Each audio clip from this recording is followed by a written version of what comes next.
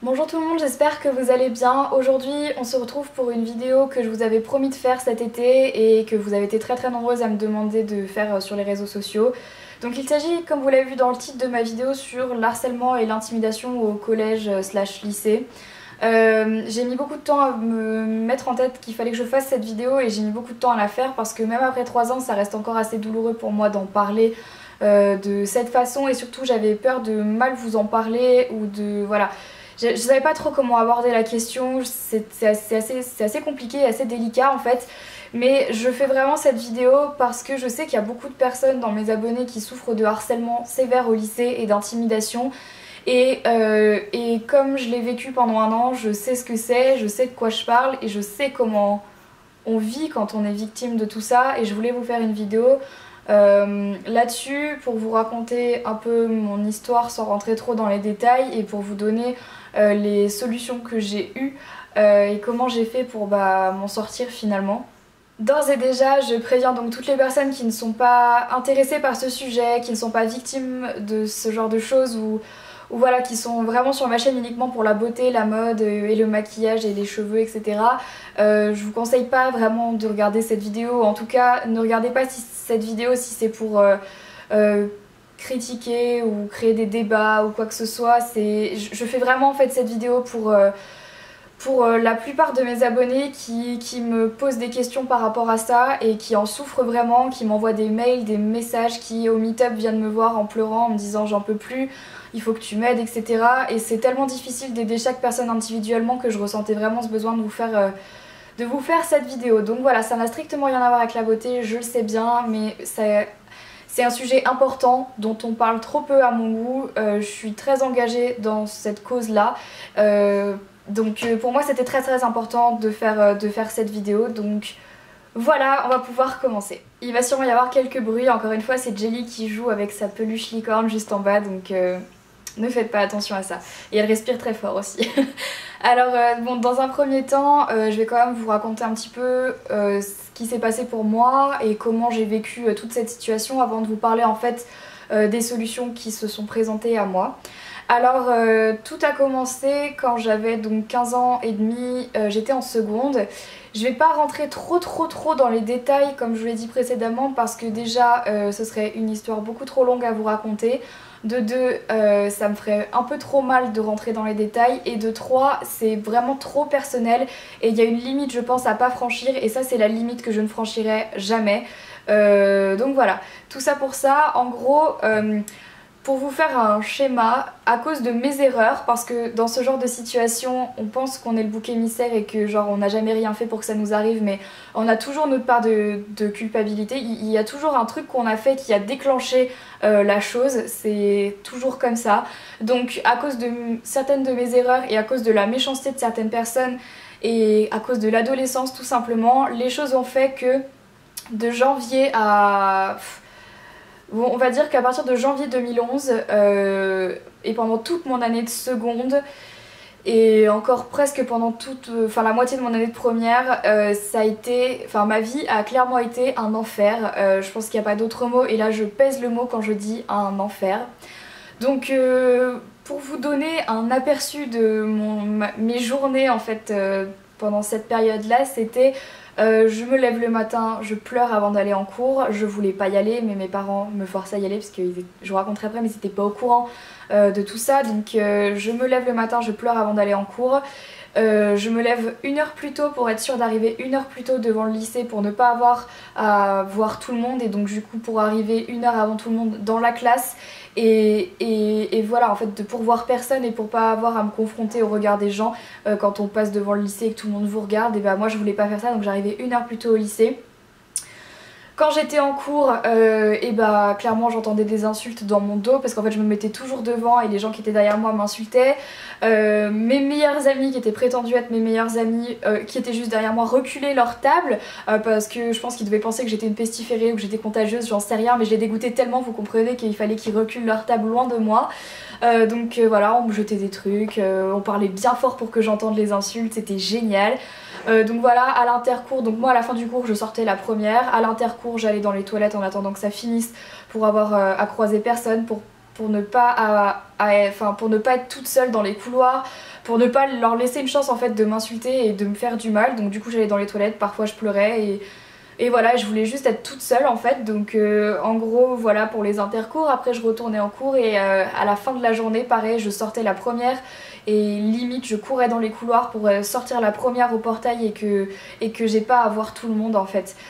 Et quand je rentrais chez moi le soir, et bah, je faisais mes devoirs et après j'allais vite fait sur Facebook et là je voyais que sur Facebook on était encore en train de m'insulter, etc.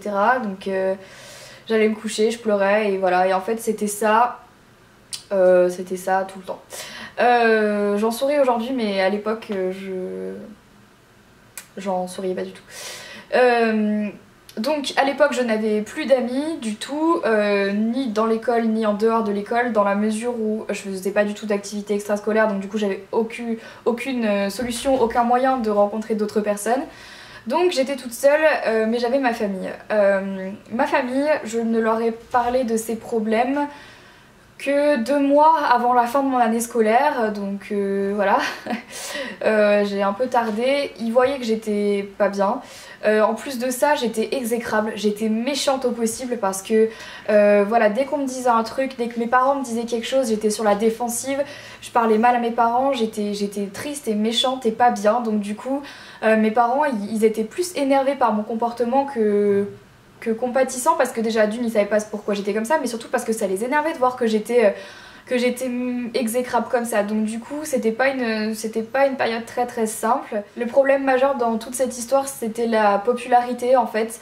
J'étais quelqu'un de pas du tout populaire à l'époque, je m'habillais un peu en skateuse, j'avais toujours les cheveux devant les yeux, je me montrais pas, je me cachais, mais enfin voilà. En fait j'étais pas du tout la fille populaire, en plus j'écoutais du rock, du punk et tout, donc les gens, voilà, j'avais pas des parents hyper blindés de thunes qui me payaient tout ce que les minettes de ma classe avaient, genre les sacs McDouglas quand on a 15 ans, enfin voilà, j'étais dans un lycée privé, donc du coup voilà, c'était quand même des gens qui avaient relativement beaucoup d'argent, majorité, je ne fais pas une généralité parce que voilà, mais c'était quand même des gens qui avaient beaucoup d'argent et en fait plus ces gens montraient leur argent dans des sacs de marque, dans des vêtements de marque et tout, bah plus ils étaient populaires tout simplement, ce qui n'était pas mon cas.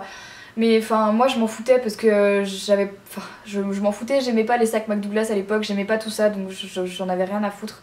Mais disons que comme j'étais pas populaire en fait et que j'étais un peu la fille que personne n'aimait, et bah les filles qui étaient amies avec moi ont décidé tout simplement d'arrêter de me parler pour être un peu plus populaire et pour ne pas traîner avec la fille que personne n'aime et qui n'est pas populaire en fait. Donc pour être un petit peu plus populaire, j'arrête pas d'utiliser ce mot, et bah du coup elles ont décidé de me tourner le dos.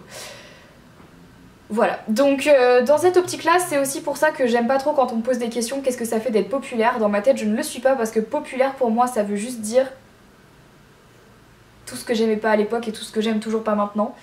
Donc à l'époque, je n'avais pas de copain et un jour j'ai rencontré quelqu'un qui était pas du tout dans le même lycée que moi et on a commencé à sortir ensemble, il était très gentil et tout se passait très bien. Et en fait, les filles de mon lycée qui pouvaient pas me supporter et qui faisaient tout pour me pourrir la vie, par je ne sais quel miracle, ont trouvé qui c'était, ont trouvé même son numéro de téléphone et sont allés le harceler au téléphone en lui disant que voilà j'étais une salope et toutes les rumeurs qui pouvaient courir sur moi à l'époque, donc c'était génial. Donc lui m'a pas du tout quitté pour ça et enfin heureusement, mais bon voilà quand même, c'est pour vous montrer jusqu'où ça allait.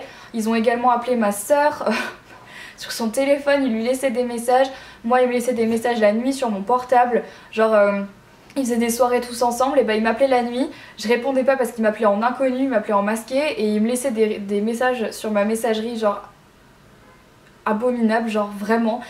Et voilà, ils sonnaient en bas de chez moi et tout, enfin c'était... bref.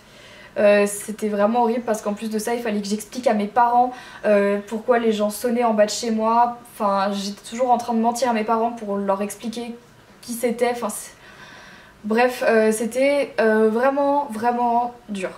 Bien évidemment, il y a un moment où j'en ai eu ras-le-bol, j'en pouvais plus, c'était trop dur pour moi et j'en avais marre d'être toute seule, j'en pouvais juste plus.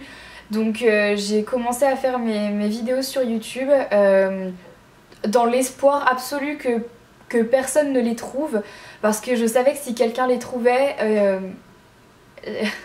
là ma vie ça aurait été pire qu'un enfer, je pense, enfin ça aurait été atroce. Donc voilà, j'ai commencé à faire mes vidéos sur YouTube et je me suis fait 2-3 copines au début qui ont commencé à regarder mes vidéos, qui ont bien aimé, qui m'ont laissé des commentaires qui m'ont vraiment redonné confiance en moi, qui m'ont fait du bien. J'ai commencé à parler avec toutes mes abonnées par message et tout, j'ai commencé à me faire des copines et je sentais que ça allait mieux en fait. Et parce que ça a commencé à aller mieux, j'ai décidé d'en parler à mes parents. Parce que dans ces moments-là, il faut juste pas rester tout seul. Le plus important, c'est de ne pas rester tout seul. Si vous n'avez pas d'amis à qui en parler, comme c'était le cas pour moi, parlez-en à vos proches, à vos parents, à vos frères et sœurs, à toutes les personnes que vous avez. Il faut en parler parce que ça peut être très très très grave. Du coup, j'en ai parlé à mon père et à ma belle-mère et je leur ai expliqué la situation. Je leur ai tout expliqué, tout. Et en fait, ils étaient super tristes en fait. Super triste de voir que j'avais pas pu leur en parler avant, que j'avais pas réussi à en parler avant. Mon père était super énervé parce que ces filles-là, en fait, qui étaient mes prétendues amies, étaient venues dormir à la maison plein de fois et tout, donc il était super énervé. C'est que mon père a pris rendez-vous avec la proviseure du lycée pour lui en parler, et en fait, donc on en a parlé tout d'abord avec mon père, la proviseure et moi, et donc voilà, on a parlé un petit peu de tout ça, et ce qui a été dur pour moi, c'est que quand elle m'a dit est-ce que je pourrais avoir des noms? Et à ce moment-là, je me suis dit, si je donne ces noms maintenant, je suis foutue. J'avais qu'une seule peur en fait, c'est que le fait de dénoncer comme ça, parce que dans ma tête c'était ça, c'était je dénonçais. Le fait de dénoncer déjà pour moi, c'était un acte de faiblesse parce que j'avais l'impression d'être nulle et de pas savoir me défendre toute seule. Ensuite de deux, j'avais juste qu'une seule impression, c'était que si je donnais les noms, j'allais me faire encore plus harceler et encore plus démonter la tronche que c'était déjà le cas. Et je savais que pourtant il fallait que je le fasse parce que sinon ça allait me pourrir la vie et j'avais pas envie d'aller plus loin que des pleurs en fait. Je sais pas si vous voyez ce que je veux dire, j'avais juste pas envie de franchir la barrière de la tentative de suicide ou de la dépression. J'avais pas envie de faire ça parce qu'on a qu'une vie et parce que je sais à quel point c'est précieux et je savais que si en gros je donnais pas ces noms là, et voilà, je serais foutue quoi. Donc j'ai donné les noms des principales filles qui me faisaient du mal et voilà. Et après ce qui s'est passé, c'est que du coup on a pris un autre rendez-vous. La proviseure a convoqué la fille qui en question me faisait beaucoup de mal, moi et en fait on était toutes les deux et voilà, et on a parlé, on a exposé les problèmes. Elle a dit ce qu'elle pensait de moi j'ai dit ce qui s'était passé, elle a dit sa version des faits. Encore une fois, c'était jamais la même version des faits parce que cet âge là on n'assume pas tout ce qu'on fait, donc du coup enfin voilà, elle disait blanc, moi je disais noir, enfin c'était à ce moment là j'estimais que ça servait à rien et en fait je me suis rendu compte que si. Parce que ce qui s'est passé après, c'est que justement la proviseure lui a clairement fait comprendre que si elle continuait, elle risquait l'exclusion, pas définitive mais l'exclusion genre pendant 1 ou 2 semaines, et c'était la fin de l'année, donc c'est toujours la fin de l'année où il faut bosser je dirais le plus pour être sûr d'assurer son passage en première en plus. Donc du coup ça l'a calmée et en fait elle a fait passer le mot dans le lycée. Bon bien sûr, alors après le premier rendez-vous, quand les gens ont su que j'étais allée voir le proviseur avec mon père, là ça a encore plus piaillé, je m'en suis pris plein la tronche, genre elle est allée parler et tout, elle sait pas se défendre toute seule, c'est une gamine et tout blablabla. Par contre la deuxième fois quand elle a été menacée d'exclusion, la fille là par contre tout le lycée a fermé sa gueule parce que clairement ils se sont dit genre et merde en fait. Donc en fait je savais que ça parlait toujours sur moi mais moi je l'entendais plus. Et rien que de plus l'entendre déjà c'était un soulagement pour moi parce que c'était déjà moins difficile à vivre au quotidien. Donc ça déjà c'était bien. À la fin de l'année j'ai demandé à mes parents de me changer de lycée et donc c'est ce qu'ils ont fait. Donc j'ai changé de lycée mais pendant l'été en fait les filles qui me détestaient ont trouvé mes vidéos en fait et bon voilà, elles se sont foutues de ma gueule encore une fois, elles m'ont parodiée sur Facebook, elles ont fait des vidéos de moi qu'elles ont postées sur Facebook, voilà. Bon bref, voilà quoi, j'ai envie de dire, il leur fallait encore quelqu'un à martyriser entre guillemets, et comme elles avaient plus personne parce qu'elles savaient que j'allais plus être là l'année d'après, voilà, elles ont continué à se foutre de ma gueule sur les réseaux sociaux parce que c'était le seul moyen pour elles de m'atteindre, ou par téléphone aussi. Donc du coup ce que j'ai fait c'est que à la rentrée j'ai changé mon compte Facebook, j'ai supprimé l'ancien, j'en ai fait un nouveau. où personne pouvait me trouver. J'ai changé mon numéro de téléphone et j'ai tout changé en fait. Quand j'ai changé de lycée, j'ai changé ma vie complète et j'ai décidé de faire une croix sur mon passé et d'essayer de plus m'en souvenir parce que j'avais plus envie. Et quand je suis arrivée dans mon nouveau lycée, je me suis fait 2 copines que vous connaissez si vous regardez ma chaîne de vlog. Aurane et Marie, à qui je fais des bisous si elles passent par là, même si ça fait longtemps que je vous ai pas vu, à qui j'ai tout de suite dit en fait que je faisais des vidéos sur YouTube, et je l'ai aussi dit à ma classe quand l'occasion s'est présentée. Bien sûr que je suis pas arrivée en disant genre hey, vous savez quoi, je fais des vidéos sur YouTube, pas du tout, mais en gros voilà, dès que l'occasion se présentait ou dès qu'on me posait la question, je disais oui effectivement je fais des vidéos, etc. Parce que je partais du principe que j'avais envie que les gens m'acceptent pour qui j'étais vraiment et pas pour une question de popularité ou de fringues ou de marque ou quoi que ce soit. Je voulais juste que les gens sachent qui j'étais en se disant bon bah voilà, elle c'est Marie, elle fait des vidéos sur YouTube, elle aime ce genre de musique, elle s'habille comme ça, ok c'est Marie quoi. J'avais pas envie en fait voilà. Et même si les gens m'aimaient pas pour qui j'étais, bah, j'avais envie de dire peu importe, parce que en fait dans mon ancien lycée, des gens qui ne m'avaient jamais parlé me connaissaient par rapport aux rumeurs qu'on avait balancées sur moi, alors que toutes les rumeurs bien évidemment sont des rumeurs, donc les rumeurs généralement c'est souvent faux. Donc du coup voilà, les gens me connaissaient par les rumeurs qu'on balançait sur moi et pas pour la personne que j'étais vraiment. Et c'est ça je pense qui m'a le plus fait mal, c'est de me dire à quel point, mais comment est-ce que les gens peuvent être assez cons pour écouter des histoires et ne sont pas assez intelligents pour aller se faire leur propre avis et leur propre opinion en parlant aux gens. Et ça m'a rendue folle, ça m'a rendue malade. Je me suis dit mais pourquoi quoi. Donc c'est pour ça quand je suis arrivée dans mon nouveau lycée, j'ai directement dit bon bah voilà, je m'appelle Marie et je fais ça et basta. Après tout ça, bien évidemment, ça a commencé à s'essouffler. Elles avaient sûrement trouvé quelqu'un d'autre à embêter, un autre bouc émissaire, mais en tout cas ce n'était plus moi, j'étais plus là. J'étais plus dans le même lycée, elles avaient plus mon numéro de téléphone, elles avaient plus rien, plus aucun moyen de me contacter. Elles me laissaient toujours des méchants commentaires sous mes vidéos, mais après en fait elles se sont juste... ça s'est juste essoufflé. Et donc voilà, ça s'est arrêté. Ça a mis du temps mais ça s'est arrêté. Et bon, c'est vrai que Lyon c'est une petite ville aussi, donc du coup souvent je les ai recroisées, j'en ai recroisé quelques-unes et à chaque fois bah, on se jetait des yeux genre... voilà quoi. Je sais qui t'es et si jamais il n'y avait pas autant de gens autour, ça fait longtemps que je t'aurais jeté dans le métro. J'exagère mais c'était un peu ce genre de regard là. En gros, voilà, ma vie a commencé vraiment en première. Toute mon expérience du collège et du lycée avant, j'en garde presque pas de souvenirs parce que dans ma tête, ça a été tellement dur en fait, mon année de seconde, que j'ai fait un blocage, mais un vrai blocage, et que j'ai carrément presque oublié tout mon collège et presque toute ma seconde. En fait, il y a très peu de moments dont je me souviens parce que mon esprit a carrément fait un blocage quoi. Donc voilà, maintenant j'avais surtout envie de vous parler de la manière dont je m'en suis sortie, même si je pense que vous l'avez un petit peu compris juste en écoutant mon histoire. En fait, il y a beaucoup de choses qui nous semblent complètement ridicules et dont on a très peur quand on se fait harceler ou quand on se fait intimider par des personnes. Déjà d'une, on a très peur d'en parler parce qu'on se dit que si on en parle ça va être pire.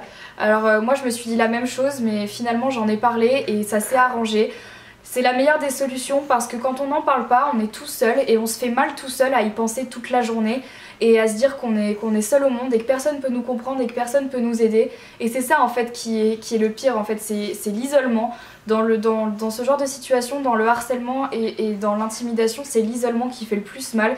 C'est de se dire qu'il n'y a personne pour nous aider et que voilà, on est seul contre tous en fait. Première chose à faire, ne jamais rester seul et en parler à vos parents, à vos proches. Et si par malheur, parce que je sais toujours qu'il y a des exceptions, si par malheur il y a vraiment personne à qui vous pouvez en parler, parlez-en au proviseur de votre lycée, parce que voilà, au CPE, c'est des gens à qui il faut parler, ils sont aussi là pour ça, donc parlez-leur. Je sais que ça peut paraître compliqué, je sais que vous avez peur, je sais que vous vous dites que ça va être encore pire, mais si vous le faites pas maintenant, c'est vous que vous allez détruire et toute votre vie d'ado que vous allez détruire, et c'est pas le moment, d'accord? Une vie on en a qu'une, donc profitez-en et ne laissez pas des gens comme ça vous détruire la vie, donc parlez-en, c'est ce qu'il y a de plus important à faire. De deux, changez de numéro de téléphone. Je pense que là c'est la chose à faire également pour que si comme moi vous avez été victime de harcèlement par téléphone, donc comme ça plus personne ne pourra vous harceler, donc allez faire changer votre numéro de téléphone. De trois, changez votre compte Facebook, votre compte Twitter, votre compte Instagram,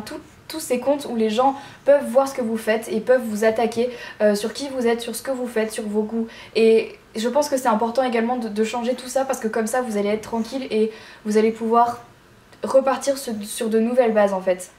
4. Essayez de vous réfugier dans quelque chose qui vous plaît, qui vous fait du bien, qui vous fait plaisir. Pour moi ça a été les vidéos YouTube, ça peut être un sport, ça peut être une passion, le dessin, la photographie, ça peut être vos petits frères, vos petites sœurs, juste vos parents, l'amour de votre famille.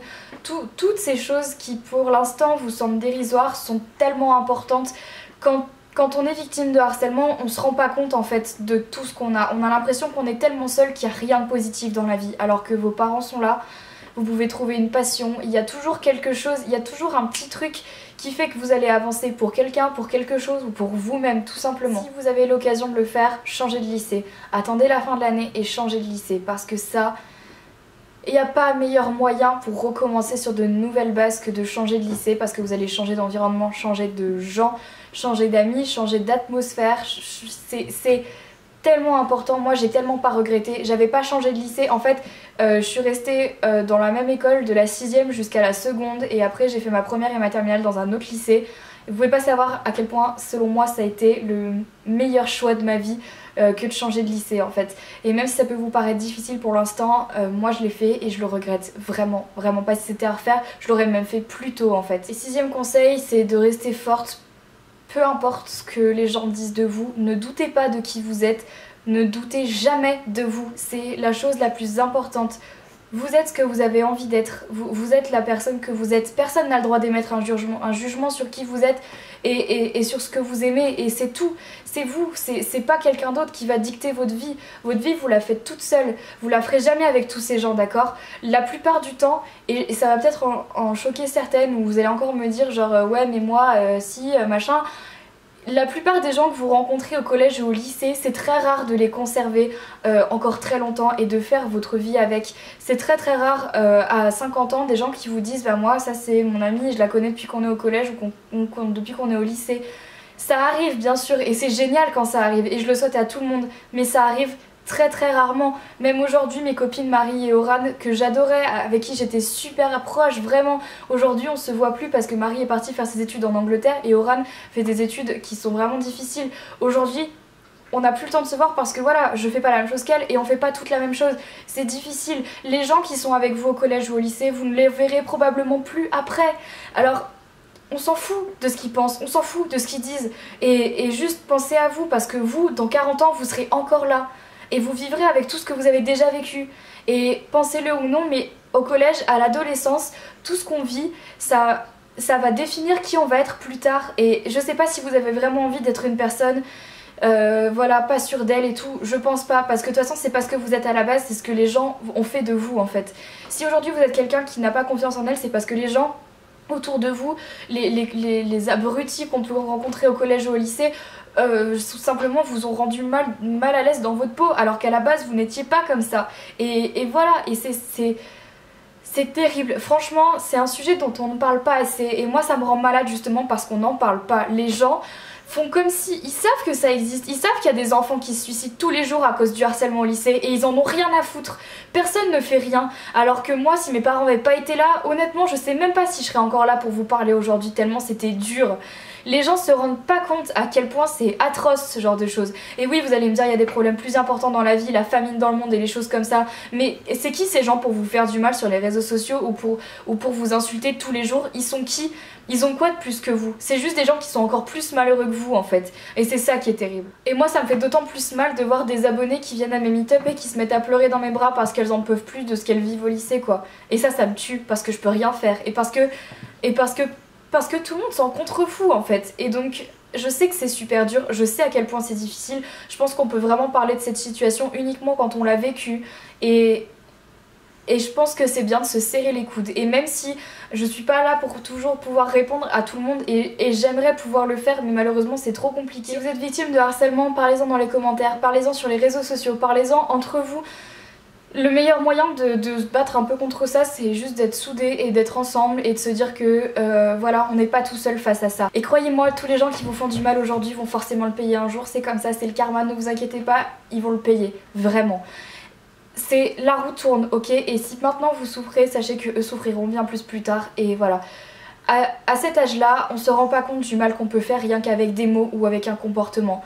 Je blâme pas tous ces gens-là, je dis juste que maintenant, avec toute la violence qu'on voit de partout, avec tous les réseaux sociaux qui trash talk sans avoir aucune excuse, qui se foutent de la gueule de tout le monde dès qu'il y a l'occasion de le faire, parce qu'une fille est grosse, parce qu'une fille est maigre, parce qu'une fille est moche, parce qu'une fille est jolie, parce qu'une fille fait pute, parce que voilà, et bah grâce à tout ça, merci les réseaux sociaux, grâce à tout ça, et bah aujourd'hui les gens se sentent obligés de détruire les gens de partout parce qu'ils pensent que c'est normal, parce qu'ils pensent que c'est comme ça qu'on fonctionne, alors que c'est pas du tout comme ça que les gens fonctionnent à la base, c'est juste une question d'éducation. Il faut arrêter de se foutre de la gueule des gens, il faut arrêter comme ça de critiquer H24 pour une question de physique, pour une question de goût de musique, pour une question de n'importe quoi, parce qu'on peut jamais savoir comment les gens vont réagir, on peut jamais savoir comment les gens vont le prendre, s'ils vont être heureux après ou s'ils vont carrément partir en dépression, on sait pas. Et même si vous dites un truc pour rigoler, faites attention parce que les gens ne vont pas forcément rigoler avec vous et ça va pas forcément être drôle pour eux. C'est tout, c'est vraiment, faites attention à ce que vous dites, les gens sont fragiles, il y a des gens qui le sont encore plus que d'autres, ok, et moi j'ai réussi à aller mieux, mais il y a des gens qui se sont suicidés à cause de ça, et ça c'est juste pas normal, c'est juste pas normal. Honnêtement je pourrais vous parler encore des heures de ça, mais il y a tellement rien d'autre à dire à part, on vit vraiment dans un monde compliqué, et juste faites-vous une carapace parce que si vous faites pas de carapace, ça va être dur. Ça va être dur parce que les gens sont durs en fait, tout simplement. Et ça c'est difficile. Et j'en ai été victime et je sais ce que c'est. Heureusement, les gens ne sont pas tous comme ça. Et il y a des perles dans la vie. Il y a des perles. Et heureusement parce que sinon ce serait bien trop difficile de traverser ça tout seul. Même si vous avez l'impression que pour l'instant vous n'avez pas trouvé la personne avec qui vous allez finir votre vie, la personne avec qui vous allez très bien vous entendre, la personne sur qui vous pouvez compter, vous la trouverez un jour. Vous la trouverez parce que elle existe et il y en a toujours une.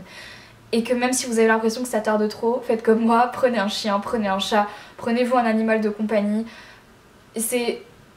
Il faut s'entourer en fait, il faut pas rester seul. En tout cas, il faut juste agir. Quand on est dans ce genre de solution, il faut pas se laisser aller. Il faut pas rester sous la couette à regarder des films qui font pleurer. Il faut pas se morfondre, pleurer en se disant que la vie est difficile et que c'est de la merde et que de toute façon jamais rien va s'arranger. Je dis ça parce que je l'ai fait.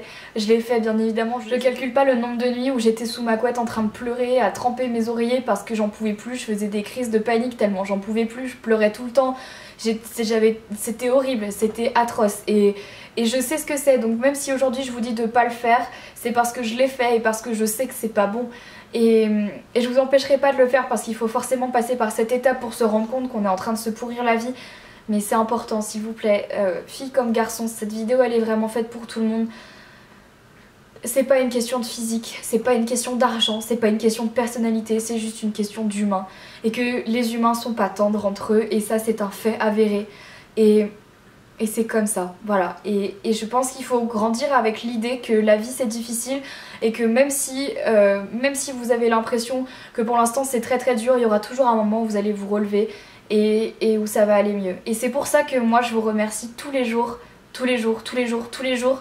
d'être là pour moi, d'avoir fait en sorte que je puisse faire ma chaîne aujourd'hui, d'avoir réalisé la plupart de mes rêves, parce que voilà, c'est tellement dur de vivre un truc comme ça que de se dire que grâce à vous j'ai pu aujourd'hui réussir presque mieux que toutes ces filles qui m'ont fait de la peine et qui m'ont fait du mal pendant longtemps. Bah voilà, c'est une belle revanche que je tiens sur la vie, comme je le dis souvent. Je pense qu'aujourd'hui maintenant vous le savez, et vous savez pourquoi je dis souvent que c'est une belle revanche sur la vie, parce que voilà. Mais aujourd'hui je pense qu'il y a largement moyen de trouver quelque chose qui va vous rendre heureux, et c'est important que vous le trouviez parce qu'on n'a qu'une seule vie, donc ne la laissez pas filer entre vos doigts à cause de salopes, y a pas d'autre mot, et de connards qui vous brisent le cœur ou vous font la misère toute la vie parce que vous n'étiez pas assez riche, parce que vous n'étiez pas assez jolie, parce que vous ne vous habillez pas pareil, parce que vous n'écoutiez pas le même genre de musique, parce que vous étiez différente tout simplement. Non. Bref, voilà, c'est pas tout ce que j'avais à dire sur cette vidéo, mais j'ai l'impression que je m'égare un peu et que je m'énerve plus qu'autre chose sur tout ça, donc Voilà, bref voilà, la vidéo est déjà assez longue comme ça, j'aurai encore énormément de choses à dire parce que c'est un sujet qui est inépuisable. C'est un sujet très compliqué, encore une fois dont on ne parle pas assez.